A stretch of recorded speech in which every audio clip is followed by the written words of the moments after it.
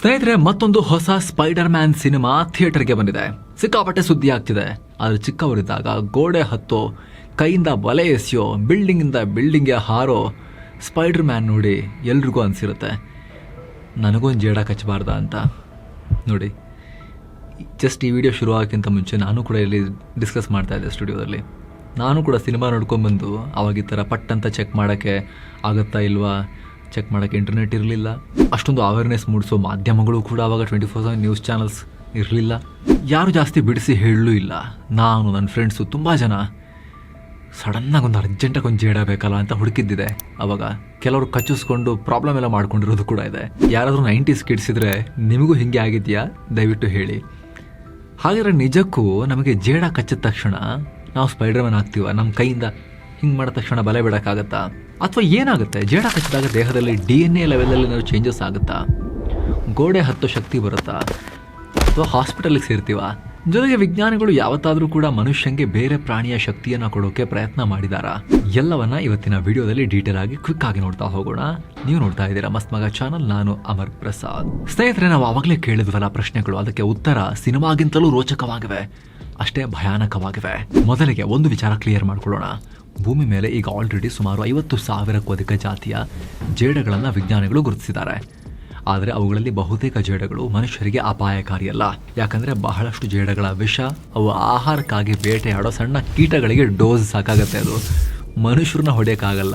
ಏನು ಹೇಳಿ ಹೊಡೆಯೋಕ್ಕಾಗಲ್ಲ ಅಂದರೆ ಸಾಯಿಸ್ಲಿಕ್ಕಾಗಲ್ಲ ಅಂತ ಹೇಳಿದ ಹಾಗಂತ ಕಚ್ಚಿಸ್ಕೊಳಕ್ಕೆ ಹೋಗಬೇಡಿ. ಯಾಕಂದರೆ ಅದು ಕಚ್ಚಿದ ಜಾಗದಲ್ಲಿ ವಿಪರೀತ ನೋವು ಮತ್ತು ತುರಿಕೆ, ಊದ್ಕೊಳ್ಳೋದು, ಕೆಲವೊಮ್ಮೆ ಸುಡೋ ಅನುಭವ ಅಷ್ಟೆಲ್ಲ ಆಗ್ಬೋದು. ಜೊತೆಗೆ ಎಲ್ಲ ಜೇಡಗಳು ಸೇಮ್ ಅಲ್ಲ. ಜಗತ್ತಲ್ಲಿ ಕೆಲ ಜೇಡಗಳ ವಿಷ ಮನುಷ್ಯರ ಜೀವವನ್ನು ಕೂಡ ತೆಗೆಯಬಹುದು.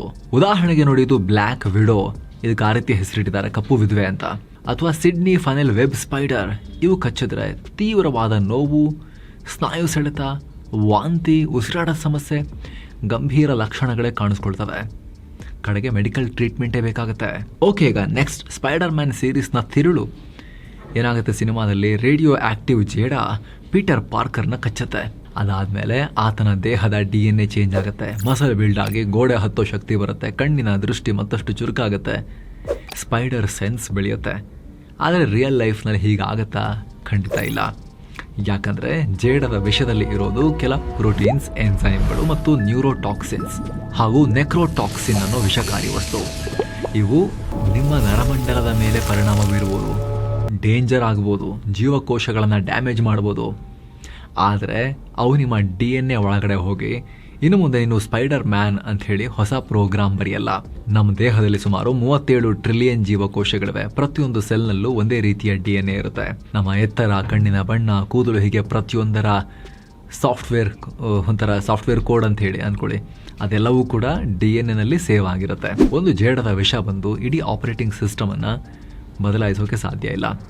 DNA ಬದಲಾಗೋದು ಕಂಪ್ಲೀಟ್ಲಿ ಬೇರೆಯದೇ ಜೀವಶಾಸ್ತ್ರ, ಅದನ್ನು ಮ್ಯೂಟೇಷನ್ ಅಂತ ಕರೀತಾರೆ. ಆದರೆ ಅದು ಸ್ಪೈಡರ್ ಮ್ಯಾನ್ ಸಿನಿಮಾದಲ್ಲಿ ತೋರಿಸಿರುವಂತೆ ಒಂದೇ ಕ್ಷಣದಲ್ಲಿ ಆಗಲ್ಲ. ಅದಕ್ಕೆ ಲಕ್ಷಾಂತರ ವರ್ಷಗಳ ಹಲವು ಜನರೇಷನ್ ಬೇಕಾಗುತ್ತೆ. ಅದರಲ್ಲೂ ಮ್ಯೂಟೇಷನ್ ನಮ್ಮ ಜೀವಕೋಶ ವಿಭಜನೆಯಾಗುವಾಗ ಆಗೋ ಕಾಪಿಯಿಂಗ್ ಮಿಸ್ಟೇಕ್ನಿಂದ, ಕೆಲವು ರಾಸಾಯನಿಕಗಳ ಇಂಟರ್ವೆನ್ಷನ್ನಿಂದ, ಹಾಗೆ ಅಣು ಅಪಘಾತದಲ್ಲಿ ಬಿಡುಗಡೆಯಾಗೋ ಅಯೋನೈಸಿಂಗ್ ರೇಡಿಯೇಷನ್ನಿಂದ DNA ಡ್ಯಾಮೇಜ್ ಆಗಿ ಈ ಮ್ಯೂಟೇಷನ್ಸ್ ಆಗ್ಬೋದು. ಆದರೆ ಇದನ್ನೇ ಇಟ್ಕೊಂಡು ಮಾರ್ವೆಲ್ ಸಿನಿಮಾಗಳಲ್ಲಿ ರೇಡಿಯೇಷನ್ ಅಂದರೆ ಸೂಪರ್ ಪವರ್ ಅಂತ ತೋರಿಸ್ತಾರೆ ಅಷ್ಟೇ. ಆದರೆ ವಿಜ್ಞಾನದಲ್ಲಿ ರೇಡಿಯೇಷನ್ ಅಂದರೆ ಡ್ಯಾಮೇಜ್.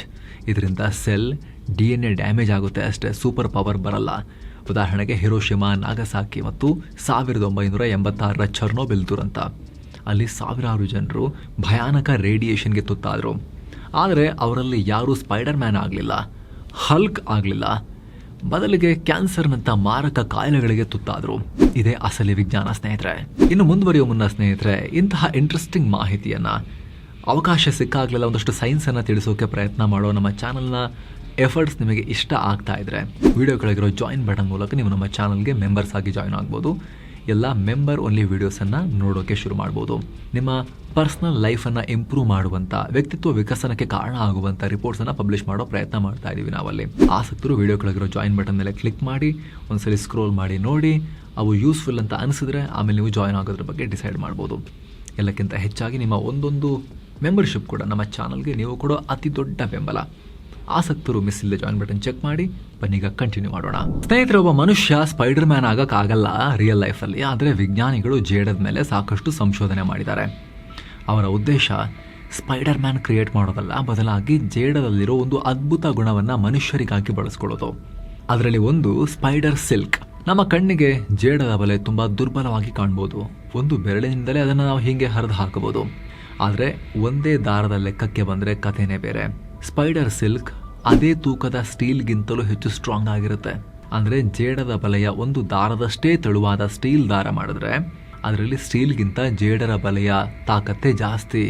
ಅಷ್ಟೇ ಅಲ್ಲ, ಅದು ಒಡೆಯುವ ಮುಂಚೆ ಸುಮಾರು 30% ಕೂಡ ಎಳಿಬೋದು. ಸ್ಟ್ರೆಚಬಲ್ ಅಂದರೆ ಇದು ಸ್ಟ್ರಾಂಗ್ ಕೂಡ, ಫ್ಲೆಕ್ಸಿಬಲ್ ಕೂಡ. ಈ ಎರಡು ಗುಣಗಳು ಒಂದೇ ವಸ್ತುವಿನಲ್ಲಿ ಸಿಗೋದು ತುಂಬ ಅಪರೂಪ. ಅದಕ್ಕಾಗಿಯೇ ವಿಜ್ಞಾನಿಗಳು ಇದನ್ನು ನೇಚರ್ಸ್ ಎಂಜಿನಿಯರಿಂಗ್ ಮಾರ್ವೆಲ್ ಅಂತ ಕರೀತಾರೆ. ಹಾಗಾದರೆ ಇದನ್ನು ಕಾರ್ಖಾನೆಯಲ್ಲಿ ತಯಾರಿಸಿಬಿಟ್ರೆ ಸಾಕಲ್ವಾ? ಇಲ್ಲ. ರೇಷ್ಮೆ ಹುಳಗಳ ಹಾಗೆ ಸಾವಿರಾರು ಜೇಡಗಳನ್ನು ಒಂದೇ ಕಡೆ ಸಾಕೋಣ ಅಂತ ವಿಜ್ಞಾನಿಗಳು ಪ್ಲಾನ್ ಮಾಡಿದ್ರು. ಆದರೆ ಜೇಡಗಳು ತುಂಬ ಟೆರಿಟೋರಿಯಲ್. ಇವು ಇನ್ನೊಂದು ಜೇಡ ಕಂಡ್ರೆ ಕಚ್ಚಿಕೊಂಡ್ಬಿಡ್ತವೆ, ಕೆಲವೊಮ್ಮೆ ತಿಂದುಬಿಡ್ತಾವೆ ಕೂಡ. ಚಿಕನ್ ಫಾರ್ಮ್ ಮಾಡ್ಬೋದು, ರೇಷ್ಮೆ ಫಾರ್ಮ್ ಮಾಡ್ಬೋದು, ಆದರೆ ಸ್ಪೈಡರ್ ಫಾರ್ಮ್ ಮಾಡೋದು ಬಹುತೇಕ ಇಂಪಾಸಿಬಲ್. ಹೀಗಾಗಿ ವಿಜ್ಞಾನಿಗಳು ಏನು ಮಾಡಿದ್ರು, ಸ್ಪೈಡರ್ ಸಿಲ್ಕ್ ಉತ್ಪಾದಿಸೋ ಜೀನನ್ನು ಗುರುತಿಸಿ ಆ ಜೀನನ್ನು ಬೇರೆ ಜೀವಿಗಳ ಒಳಗಡೆ ಸೇರಿಸೋ ಪ್ರಯತ್ನ ಶುರು ಮಾಡಿದ್ರು. 2000ರ ದಶಕದಲ್ಲಿ ಕೆಲ ವಿಜ್ಞಾನಿಗಳು ಈ ಸ್ಪೈಡರ್ ಸಿಲ್ಕ್ ಜೀನನ್ನು ಆಡು, ಗೋಟ್ ಅದರ DNA ಸೇರಿಸಿದ್ರು. ಫಲಿತಾಂಶ, ಆಡು ಜೇಡ್ರ ಬಲೆ ಮೇಯೋಕ್ಕೆ ಶುರು ಮಾಡಲಿಲ್ಲ, ಕೈ ಎತ್ಕೊಂಡು ಹಿಂಗೆ ಬಿಡೋಕ್ಕೆ ಶುರು ಮಾಡಲಿಲ್ಲ. ಆದರೆ ಆ ಆಡಿನ ಹಾಲಿನಲ್ಲಿ ಸ್ಪೈಡರ್ ಸಿಲ್ಕ್ ಪ್ರೋಟೀನ್ ಉತ್ಪಾದನೆ ಆಗೋಕ್ಕೆ ಶುರುವಾಯಿತು. ನಂತರ ಹಾಲಿನಿಂದ ಆ ಪ್ರೋಟೀನನ್ನು ಪ್ರತ್ಯೇಕಿಸಿ ಕೃತಕ ಸ್ಪೈಡರ್ ಸಿಲ್ಕ್ ತಯಾರಿಸೋ ಸಂಶೋಧನೆ ನಡೀತು. ಕೇಳೋಕೆ ವಿಚಿತ್ರ ಅನಿಸಿದ್ರು ಕೂಡ ಇದು ರಿಯಲ್ ಬಯೋಟೆಕ್ನಾಲಜಿ. ಇದರಿಂದ ಏನು ಯೂಸು?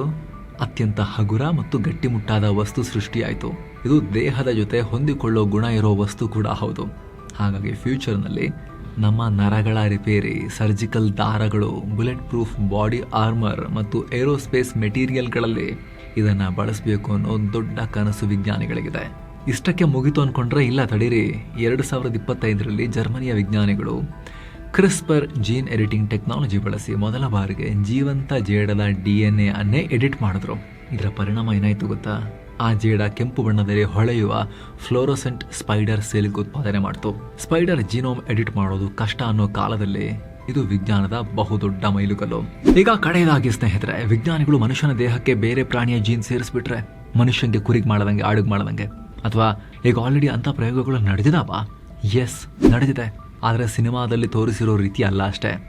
2017ರಲ್ಲಿ ಕ್ಯಾಲಿಫೋರ್ನಿಯಾದ ಸಾಲ್ಕ್ ಇನ್ಸ್ಟಿಟ್ಯೂಟ್ ವಿಜ್ಞಾನಿಗಳು ಮನುಷ್ಯನ ಕಾಂಡಕೋಶಗಳನ್ನು, ಸ್ಟೆಮ್ ಸೆಲ್ಗಳನ್ನು ತೆಗೆದುಕೊಂಡು ಒಂದು ಹಂದಿಯ ಭ್ರೂಣದ ಒಳಗಡೆ ಇಂಜೆಕ್ಟ್ ಮಾಡಿಬಿಟ್ರು.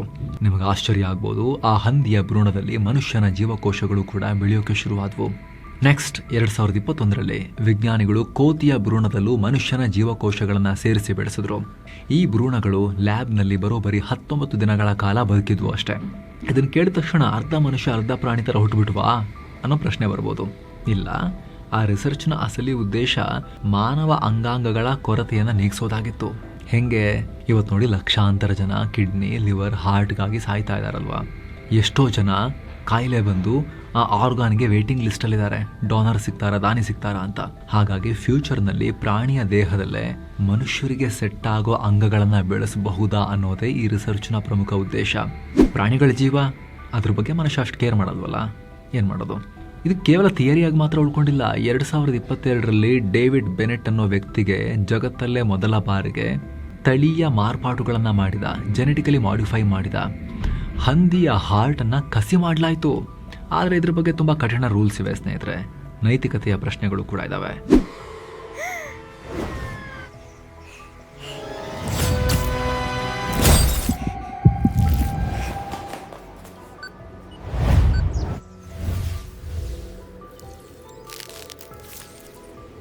ಹಾಗಿದ್ರೆ ಸೂಪರ್ ಹ್ಯೂಮನ್ ಮಾಡ್ಬೋದಾ? ಚಿರತೆಯ ವೇಗ, ಹದ್ದಿನ ಕಣ್ಣು, ಜೇಡದ ಶಕ್ತಿ ಎಲ್ಲವನ್ನ ಒಟ್ಟಿಗೆ ಕೊಡೋ ಟೆಕ್ನಾಲಜಿ ಇದೆಯಾ? ಇನ್ನೂ ಬಂದಿಲ್ಲ. ಸದ್ಯಕ್ಕೆ ಆ ಗುರಿ ಕೂಡ ವಿಜ್ಞಾನಕ್ಕಿಲ್ಲ. ಆದರೆ ಒಂದು ವಿಚಾರ ಮಾತ್ರ 100% ಸತ್ಯ. ನಾವು ಪ್ರಾಣಿಗಳಿಂದ ಕಲಿತಾ ಇದ್ದೇವೆ. ಹಲ್ಲಿಯಿಂದ ಗೋಡೆಗೆ ಅಂಟುಕೊಳ್ಳೋ ಅಂಟುವಸ್ತು, ಕಿಂಗ್ ಫಿಶರ್ ಪಕ್ಷಿಯಿಂದ ಬುಲೆಟ್ ಟ್ರೈನ್ ಡಿಸೈನ್, ಬಾವಲಿಯಿಂದ ಸೋನಾರ್ ಟೆಕ್ನಾಲಜಿ ಮತ್ತು ಜೇಡದಿಂದ ಬಲಿಷ್ಠವಾದ ದಾರ, ಹಾಗೂ ಬೇಸಿಕಲಿ ಹಕ್ಕಿಗಳನ್ನು ನೋಡಿ ವಿಮಾನ ಮಾಡಿಕೊಂಡು ಹಾರೋ ಕನಸು. ಎಲ್ಲವೂ ಕೂಡ ಮನುಷ್ಯರಿಗೆ ಇನ್ಸ್ಪಿರೇಷನ್ ಇಂದಲೇ ಬಂದಿರೋದು. ಹಾಗೆ ಸ್ಪೈಡರ್ ಮ್ಯಾನ್ ಸಿನಿಮಾ ಇದು ರಿಯಲ್ ಅಲ್ಲ. ಆ ರೀತಿ ಯಾರು ಜೇಡ ಕಚ್ಚಿಸ್ಕೊಂಡು ಸ್ಪೈಡರ್ ಮ್ಯಾನ್ ಆಗಕ್ ಆಗಲ್ಲ. ಅದೊಂದು ಕಲ್ಪನೆ. ಆದರೆ ಆ ಕಲ್ಪನೆಯಿಂದ ಸ್ಫೂರ್ತಿ ಪಡೆದ ವಿಜ್ಞಾನ ಇವತ್ತು ಲ್ಯಾಬ್ಗಳಲ್ಲಿ ನಿಜವಾದ ಅದ್ಭುತಗಳನ್ನ ಸೃಷ್ಟಿ ಮಾಡ್ತಾ ಇದೆ, ಬೇರೆ ತರದಲ್ಲಿ, ನಾವು ಮೇಲೆ ಎಕ್ಸ್ಪ್ಲೇನ್ ಮಾಡಿದ ತರದಲ್ಲಿ. ಇಂಥ ಪ್ರಯತ್ನಗಳೇ ಮುಂದಿನ 50-100 ವರ್ಷಗಳಲ್ಲಿ ಮನುಷ್ಯ ಬದುಕೋ ರೀತಿಯನ್ನೇ ಚೇಂಜ್ ಮಾಡಬಹುದು. ಈ ಬಗ್ಗೆ ನಿಮಗೆ ಏನನ್ಸುತ್ತೆ ಮಿಸ್ ಇಲ್ಲದೆ ಕಾಮೆಂಟ್ ಮಾಡಿ ತಿಳಿಸಿ. ಹಾಗೆ ಕಡೆದಾಗಿ ಮತ್ತೊಮ್ಮೆ ಮನವಿ, ವಿಡಿಯೋ ಕೆಳಗಿರೋ ಜಾಯಿನ್ ಬಟನ್ ಮೂಲಕ ನೀವು ನಮ್ಮ ಚಾನಲ್ಗೆ ಮೆಂಬರ್ ಆಗಿ ಜಾಯಿನ್ ಆಗೋದನ್ನ ಚೆಕ್ ಮಾಡಬಹುದು. ಆಸಕ್ತಿ ಇರೋರು ಮತ್ತೆ ಭೇಟಿ ಆಗ್ತಿರೋಣ ಸ್ನೇಹಿತರೆ. ನಮಸ್ಕಾರ.